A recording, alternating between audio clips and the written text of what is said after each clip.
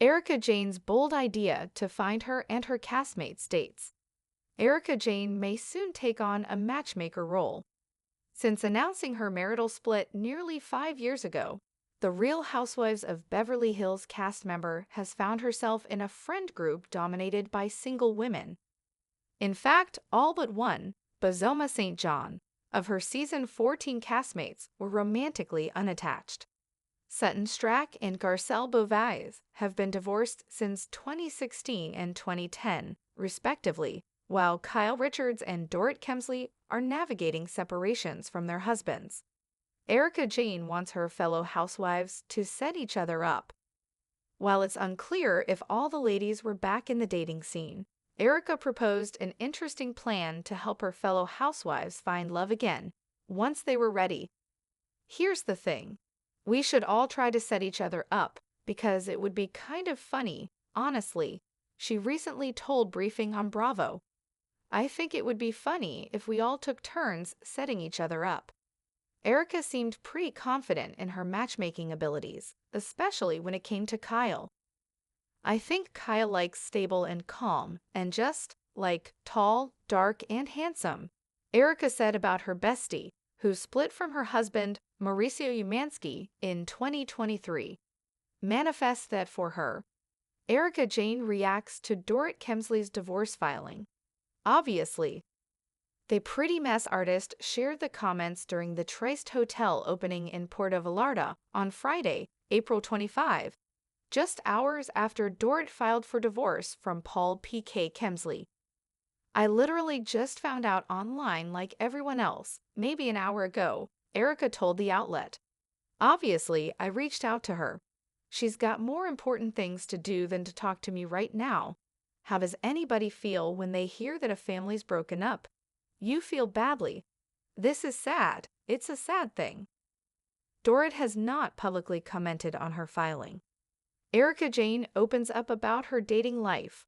I'm not good at that. Erika spoke about her dating life in a November 2024 episode of Two Teas in a Pod with rhobh alum Teddy Mellencamp, who is also going through divorce proceedings. The Atlanta native revealed she wasn't on dating apps at the time, but was interested in letting Teddy run her account. I think that I would be excellent at running your rhobh, Teddy said. I think you would be too, because you know what, I'm not good at that, Erika confessed. I'm not very good with the old dialogue. I'm very direct, very to the point, and men don't like that. Erika said she wasn't too concerned about physical appearance and was more interested in a man's personality. I never look at men and find them attractive, she explained. I always say this. I'm never looking at the way someone looks necessarily. I'm always looking at the feeling I get from them. Erika Jayne's matchmaking mission. The Mexican sun cast its golden haze across Puerto Vallarta as the Trist, an opulent new boutique hotel nestled along the shoreline, opened its doors in a blaze of paparazzi flashes and champagne sprays. The grand unveiling was more than just a photo op. It was the unspoken launchpad for Erika Jayne's boldest idea yet. Dressed in a metallic gold mini dress with matching stilettos that screamed diva on a mission, Erika Jayne sipped her third glass of chilled rosé. She wasn't here just for the party. She had a plan. Across the infinity pool, Sutton Stracke adjusted her oversized Gucci sunglasses, peering at the crowd like she was scanning a Sotheby's catalog for eligible bachelors. Garcelle Beauvais, looking radiant in a flowing chartreuse caftan, nudged her gently. You look like you're shopping for men, she teased. I am, Sutton deadpanned, taking a bite of ceviche. Erika's got me thinking. Erika sauntered over, a mischievous grin on her face. Ladies, she began dramatically, it's time we stop relying on fate, Bumble, or Rhea to deliver our Prince Charmings. We take matters into our own hands. Garcelle raised an eyebrow. Oh no, what are you scheming now? It's not scheming, it's matchmaking, Bravo style. Erika raised her glass like a conductor beginning a symphony. Each of us sets up another cast member, a round robin of romance. We film the dates, offer commentary, wear fabulous outfits, It's reality TV gold, and who knows? Maybe we find real love in the chaos. The rules of engagement. A week later, Erika gathered the cast at her Beverly Hills home, a sleek, modern fortress of marble, mirrors, and mood lighting. Even Kyle Richards, who was cautiously emerging from her high-profile separation from Mauricio, showed up, nursing a green juice and wary curiosity. Erika stood before them with a poster board covered in glittery hearts and gold-foiled headshots of each cast member. "Welcome to Operation Love Link," she announced. "Here's how it works. We draw names from this vintage Hermes hat." She waved a large orange hat box with dramatic flair. "And whoever you pick, you set them up on a date."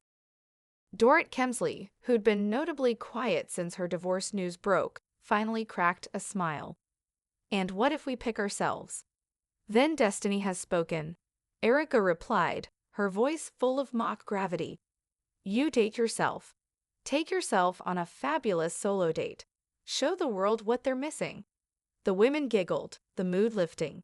Sutton drew a name first, Erika Jayne. "Oh Lord," Sutton muttered. "I need at least 3 mimosas and a priest for that challenge." Erika cackled. "Just make sure he's breathing and not married. That's all I ask." By the end of the draw, the matches were set. Sutton sets up Erika. Erika sets up Kyle. Kyle sets up Dorrit. Dorrit sets up Garcelle. Garcelle sets up Sutton. The game was on.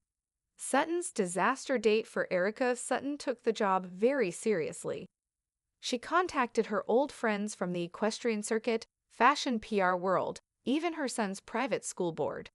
She finally settled on Julian, a 48-year-old art gallery owner who collected vintage cufflinks and only dated women who wore Chanel No. 5.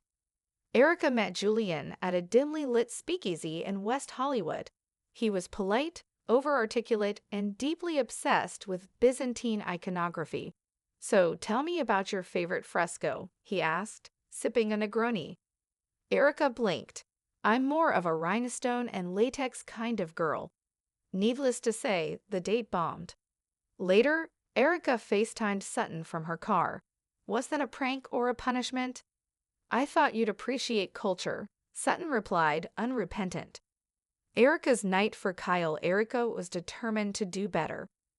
Kyle, who had been visibly shaken by her separation, needed someone grounding, but not boring. Erika scoured her music industry connections and found Alex, a 50-year-old audio engineer with salt and pepper hair, soft brown eyes, and a fondness for hiking. Kyle was hesitant at first but agreed. Their date, a sunset hike followed by dinner at a private rooftop bistro, was surprisingly relaxed. Alex listened more than he talked. He didn't flinch at Kyle's fame. He even packed an extra windbreaker for her. When Kyle returned, she texted Erika a single sentence. "I actually smiled." Erika screenshot it and added heart emojis. "I told you I'm good at this." Kyle's match for Dorrit. Kyle tapped into her socialite network and introduced Dorrit to Ryan, a former British diplomat turned interior designer. He had an accent, a penchant for monochromatic fashion, and had met Prince Charles once. Dorrit was intrigued. On their date in Malibu, Ryan complimented her decor instincts and made her laugh with stories about embassy parties gone rogue. But when he ordered a salad with no dressing and called iced tea common, Dorrit texted Kyle mid-meal. "Abort. He's allergic to condiments. This won't work."